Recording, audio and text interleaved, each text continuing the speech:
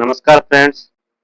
कल हमने पिछली क्लास में पढ़ा था अल्फाबेट्स, कॉन्सोनेंट और वोवल्स। आज का टॉपिक हमारा रहेगा पार्ट्स ऑफ स्पीच। तो हम आज पढ़ेंगे कि पार्ट्स ऑफ स्पीच क्या होते हैं, कितने प्रकार के होते हैं और क्यों होते हैं। तो सबसे पहले पार्ट्स ऑफ स्पीच का अर्थ समझते हैं। पार्ट्स ऑफ स्पीच का अर्थ क्या होता है? पार्ट्स का मतलब होता है अंग या फिर भाग। स्पीच का मतलब होता है बोलना या हम कह सकते हैं शब्द।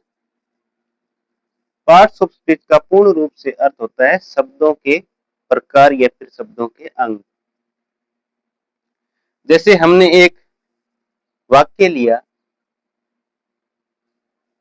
Wow, Ramesh and Sita quickly went to the beautiful school because they were very happy। Wow सबसे पहले दिखाई दिया आपको वाओ। वाओ क्या दर्शाता है इस वाक्य में? इस वाक्य को बोलने का तरीका और इसको समझने का जो भाव है वो हमें वाव से ही पता चल जाता है कि कोई अच्छी बात होगी। उसके बाद रमेश एंड सीता दो व्यक्ति है, क्विकली वेंट जा रहे हैं।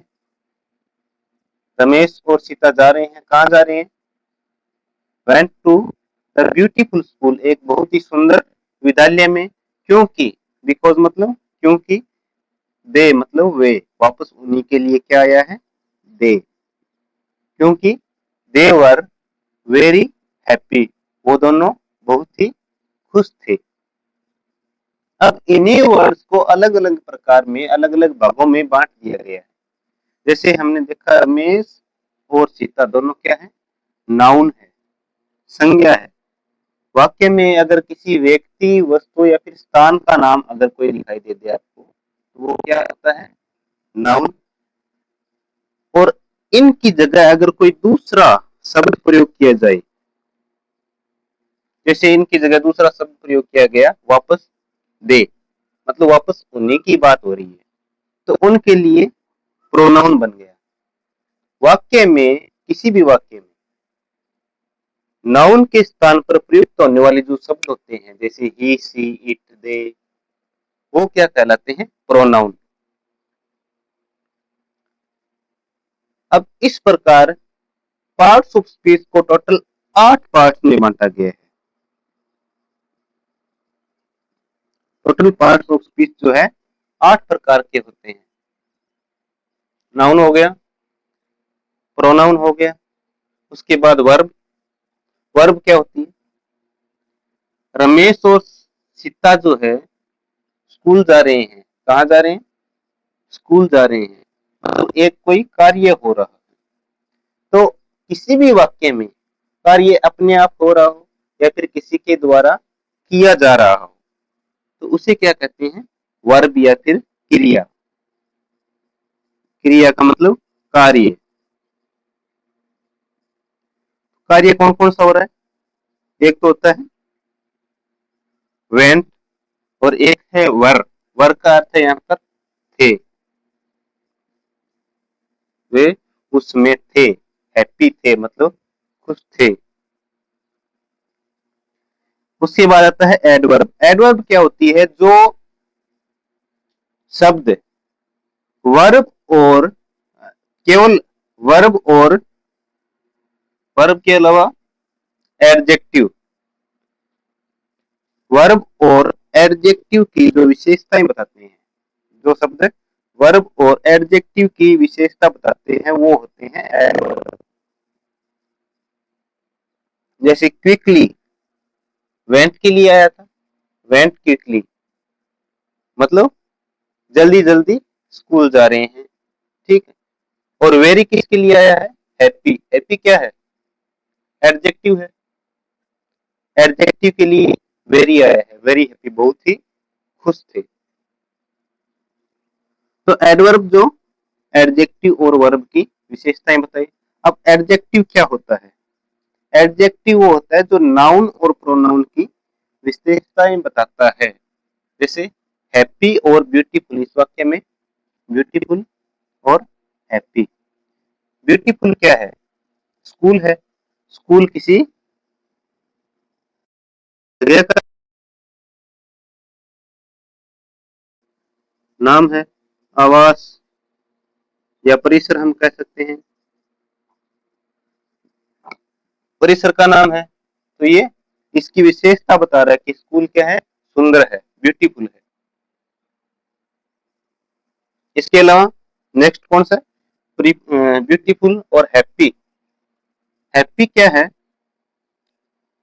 किसकी विशेषता बता रहा है? रमेश और सीता दोनों की विशेषता बता रहा है कि वे दोनों क्या थे, बहुत ही खुश थे, हैप्पी थे। तो रमेश और सीता दोनों क्या है, नाउन है, नाउन है। तो नाउन की विशेषता बता रहा है, मतलब एडजेक्टिव है। हैप्पी और ब्यूटीफुल दोनों समझ में आ गया। इसके बाद अगला है प्रीपोजिशन। अब प्रीपोजिशन क्या होता है?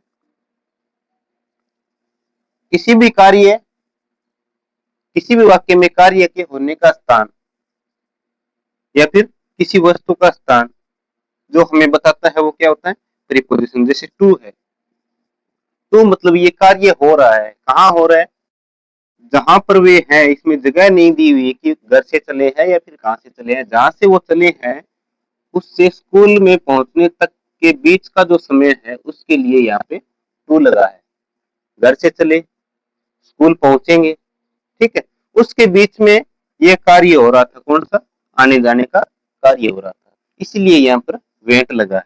तो प्रीपोजिशन क्या होते हैं? किसी भी कार्य होने का स्थान या फिर किसी भी वस्तु या व्यक्ति का स्थान जो होता है वो प्रीपोजिशन हो गया। उसके बाद आता है कंजक्शन। किन्हीं दो शब्दों या फिर दो वाक्यों को जोड़ने के लिए जो शब्द प्रयुक्त होते हैं उनको क्या कहते हैं, कंजक्शन। जैसे एंड, राम एंड सीता, दोनों को जोड़ दिया, बीच में एंड लगाना पड़ा। उसके बाद बिकॉज, वे स्कूल गए। अब अगर ये बिकॉज नहीं लगता तो ये वाक्य पूरा ही अलग हो जाता, इसीलिए बीच में बिकॉज लगाकर दोनों वाक्यों को कनेक्ट कर दिया गया आपस में, और फुल स्टॉप लगाने की कोई जरूरत नहीं पड़ी। तो दो वाक्य और शब्दों को जोड़ने के लिए जो शब्द काम में आते हैं उनको हम कहते हैं कंजक्शन। अब नेक्स्ट रह गया इंटरजेक्शन। इंटरजेक्शन क्या होते हैं? किसी भी वाक्य से पहले प्रयुक्त होने वाले शब्द जो वाक्य का भाव बता रहे हो, जो वाक्य का भाव बता रहे हो उनको कहते हैं इंटरजेक्शन। जैसे वाव और हुर्रा, इस तरीके के जो वाक्य आते हैं चौंकाने वाले,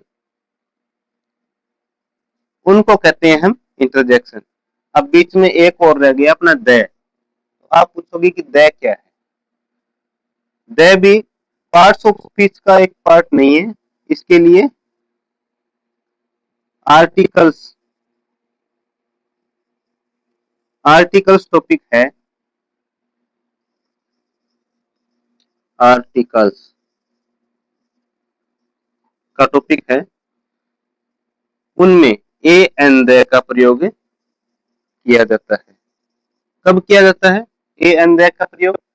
नाउन से पहले, नाउन से पहले, जस्ट पहले, या फिर नाउन की विशेषता बताने वाले जो शब्द है उनसे पहले, नाउन से या फिर एडजेक्टिव से पहले द का, ए का, एन का प्रयोग किया जाता है। वो भी टॉपिक हम पढ़ेंगे। अब नेक्स्ट क्लास में, यहां तक समझ में आ गया सबके? अब क्या करेंगे, नेक्स्ट क्लास में हम क्या करेंगे, नाउन, प्रोनाउन, वर्ब, इन पर एक एक एक क्लास अलग से विस्तार से बनाएंगे। आज का वीडियो अगर आपको पसंद आया हो तो वीडियो को लाइक करना, अपने दोस्तों को शेयर करना और चैनल पर जुड़े रहना। धन्यवाद।